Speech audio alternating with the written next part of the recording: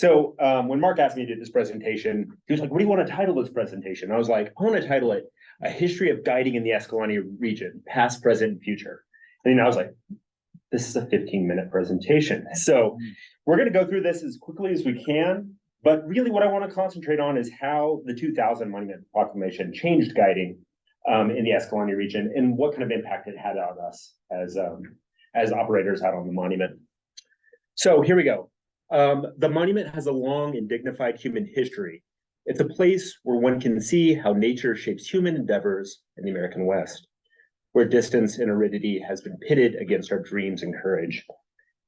I think this line sums up a lot of the allure and the influence the landscapes had on the earliest guiding and outfitter operations here in our region. Outfitters and guides play a distinct role in the modern Western history of Grand Staircase. And we're going to go straight into the first one here. Here we go. We can't really speak about the modern history of Grand Staircase without looking at John Wesley Powell. And over here is Alma Thompson, the first overland expedition that came here. So actually the first guide into this region was Jacob Hamlin. In 1871, this gentleman right here, and I could do the Keith Watts, John Wesley Powell imitation, but I don't know if I can tuck my arm into my shirt right now. But he hired Jacob Hamlin to do what modern guides call a drop camp at the mouth of the Dirty Devil, so his crew could come down and resupply. Jacob Hamlin took an overland route across here and actually encountered the Escalante River, went down it for 50 miles, and abandoned all effort to do that drop camp. But he was technically the first hired guide on Grand Staircase National Monument on this side. So Hamlin carries that. And then here's Jacob Hamlin right now. I love this photo. It's like a high school yearbook photo of Jacob Hamlin. So if you showed up at a trailhead, this would have been your first guide in 1871. In 1872, Hardin Dodds went down with the Thompson expedition, which kind of came right through here and actually named the Escalante River, and then later actually made the first Anglo-American map of the region. So we've been here since the very beginning. And I think our original funders probably were the Smithsonian underneath Powell, because he hadn't quite made the U.S. Geologic Survey yet. Okay, and then things changed in Escalante. We have an influx of people during the conservation corps and the civilian conservation corps in the 1930s and 40s. And that kind of brought a new influx of people into the region that enjoyed the landscape.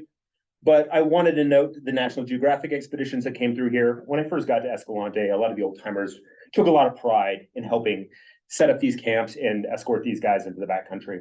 And so I thought I would just kind of add this into the presentation. These are pictures from both the 1949 and 1955 National Geographic trips. They came out, they went out into the canyons. They're pretty spectacular. You can see the Escalante River here. A lot of people that guide here in Escalante use this photo as far as restoration is concerned, because there's the Escalante River back in 55. So, but yeah, I just wanted to make sure that was on the boards. It was so important to a lot of the locals here to actually go out, help set up these drop camps for those kind of people in the backcountry. So it brings us to what I really want to talk about now, and it's the Monument Management Plan in 2000. Of course, the monument came about in 96, but then the plan came out in 2000. And there was these directives that were in here for outfitters and guides. And that really changed the way we guided here and made a unique experience for us guiding here. And so I would like to go into some of those right now. This is OG1. Outfitters and guide operations will be allowed throughout the monument in compliance with the constraints of the zones and all the plan provisions. First, it gives us the opportunity to guide on the National Monument, and it introduced us to zonal management. I think for us, in 2000, this was pretty revolutionary, and it dictated the way we took our clients into the backcountry. We start in the front country where a lot of our storefronts are along the Highway 12 and the gateway communities, and we went out deeper and deeper and deeper until we lost all trails, and we were kind of encompassed by true wilderness experience. And for us, that was a really unique experience. I mean, if you look at our national parks on both sides of us, there's kind of more of this facilitated access where it's like, I'll show you the highlights, and then you can take your Instagram photos and put them online. But here, you actually have to become part of that wilderness. And that really had a big influence on the guiding community here in Escalante. So it really changed the way we functioned, how we got out, how we took people out, and how they experienced the backcountry. Next slide. Training will be provided on an annual basis to keep outfitters and guides current on appropriate research studies occurring on the monument. Seems pretty simple now, but this was a pretty revolutionary idea in 2000. We would go to these seminars, we'd get the most up-to-date science from the science that was being conducted on the monument. And it was fantastic. And then we could take that and return it to our clientele. This really changed things for us. It really allowed us to become a deeper part of the monument, to kind of embrace a lot of the science that was going on here, the things that we learned, and it really gave our trips more depth. And so this is very important. And then, of course, OG3, outfitters and guides, will be strongly encouraged to incorporate interpretive educational components into their trips. So we go, we get trained, and then we go out into the backcountry and we train our clientele. And it was part of the original mission. And it really kind of took a lot of the guides here and kind of moved them in a different direction, kind of to incorporate these things that we were learning. We were getting it from the BLM, and then we took it to our clients. Next slide. Okay, so that brings us to the present. We've worked under this management plan for 25 years.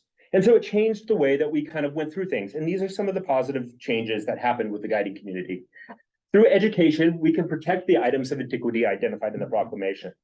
Amongst our guiding, the community here, we talk about that a lot. It's this information, this good science, and these relevant issues that we take to our clients that help us protect it for the future. So that was a really important thing that came out of those 3 directives. 2, it links us to the science and the research mission established on the management plan. We've been talking a lot about that today. We know, just like Mark was talking about, that part of that mission was is the science and research. Well, it gave us an in on that, and it kind of connected us all and brought us all together. And so you see guides carry that with them throughout time now. It gave our tours a depth that was excluded from guides in other public lands. A lot of other guides go out, they want to have a memorable and a safe trip. But here, our guides went out and they wanted to have a memorable, safe, and educational trip. And so that was a huge thing. I know it seems very simple, but to us, it was very important, and it helped kind of change the dynamic of our community here. It allowed us access to information that was previously exclusive to interpretive rangers in the national park systems. All of a sudden, the guides here were taking people out and they were teaching them that information. And when we look at the national park systems, usually a guy in a pinch top hat is going to meet you at the trailhead and explain what's going on out there. But it involved the community in a really unique manner. And that's very exciting. And that kind of came out of those directives. Encourage guides to become part of the citizen science program. That was, like Mark was talking about before, our citizen science became really important. Prior to the state taking over the site monitoring program, a lot of the guides became site stewards. And then now we're getting them on board for the state monitoring programs. Every opportunity that we can get to go out with the scientists out on the monument helps deepen our trips and enrich what we have to give to our clientele. So citizen science became really important to us, and we're still engaged in that today. It makes our clients better visitors, and in return, they take better care of the public lands. This better visitor, it's a terrible adjective for a better visitor, but we talk about it all the time, kind of amongst ourselves. We're going to have more people on our national monuments. How do we deal with that? How do we deal with recreation in that manner? And we, amongst our group, have been talking about, we want to create a better visitor. And so those 3 initiatives kind of helped us drive us in that main direction. And that's kind of where we are right now. Also, to go back, real quick here, when I talk about the depth of our tours in our local community, you can kind of go out and find these specialized guides that they know one section of the science a little bit better than others. So if you're really interested in paleontology, or if you're really interested in plants and flora and fauna, in our community, we have different guides that have gone to the seminars, learned about those things, and then they have kind of take a deeper dive into it. And now they kind of specialize in that. So when people come to the front desk with us and they're like, I really want to know about, birds or flora and fauna, I can send them in one direction to a guide, or I can send them in a different direction. And so that's kind of interesting. That's another really interesting thing that has come out of these early directives. So I just want to note that. Okay, next slide. Doing okay on time? Okay. The future. All right. So we know that those 3 directives are not going to be in our new management plan. That's just not going to be part of it now. And as we move forward, we want to make sure that it's carried forward amongst our guiding community. We don't want just people going out there looking for a safe and memorable trip. We want to add that element of education back into our trips as we take our clientele out. And so how can we do that? If we don't have that directive anymore, what is the future generations of guides going to do on the monument?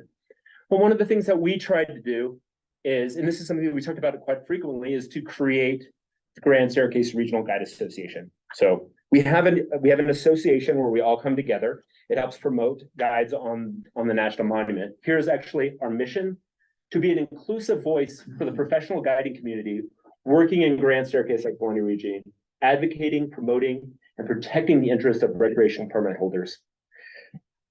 In that, our vision goes deeper, and it's to carry that educational component forward. And we want to make sure that that happens just so we continue to kind of take what we've learned over the past 25 years and carry it forward and present that to our clientele. For more information, you can visit our website at gsrga.org for this. One thing that just came out of this is we just brought back the annual guiding training seminar. We did it in Kanab last week. It was fantastic. We had a bunch of wonderful speakers, and a lot of the guides over on the Kanab region joined us there. They'll also be online on our website, and we'll also have YouTube posts of all the speakers that were there. So it's primarily on there so our guides can watch them and learn from those videos and learn about what's going on the monument now. So we're kind of bringing that back, and that's kind of a really exciting place that we have right now as we move forward as guiding on the monument. We've got a lot of challenges coming up, and the Guide Association will try to address some of those challenges as we move forward with our new management plan. So thank you very much.